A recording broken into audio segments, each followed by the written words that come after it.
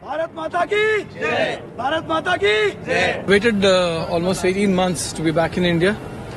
We're extremely grateful to the Honorable Prime Minister, Sri Narendra Modi ji.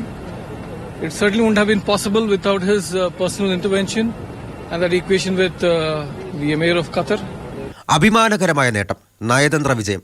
2023 October 30 വധശിക്ഷയ്ക്കും പിന്നീട് December 28 ഇളവ് ചെയ്ത തടവ് ശിക്ഷയ്ക്കും വിധിക്കപ്പെട്ട 8 മുൻ ഇന്ത്യൻ നാവികരെയും ഖത്തർ അമീറിന്റെ ഉത്തരവ് പ്രകാരം മോചിതരാക്കി.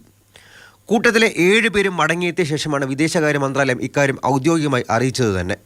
2022 ഓഗസ്റ്റിലാണ് ചാരവൃത്തി ആരോപിച്ച് മലയാളിയായ തിരുവനന്തപുരം സ്വദേശി രാകേഷ് ഗോപകുമാറിനെ ഉൾപ്പെടെയുള്ള സംഘത്തെ ഖത്തർ തടവിലാക്കുന്നത്.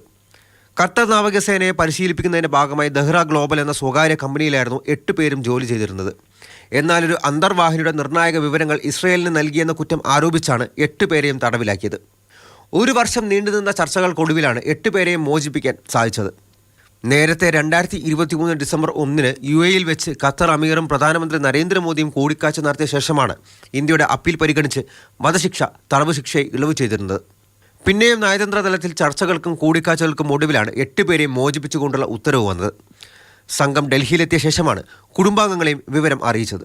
ഖത്തറിൽ നിന്ന് LNG ലഭ്യമാക്കാൻ ഇന്ത്യ 20 വർഷത്തെ കരാർ ഒപ്പിട്ടതിന് ഒരാഴ്ചയ്ക്കകം ഉത്തരവുണ്ടായെന്നതും ശ്രദ്ധേയമാണ്.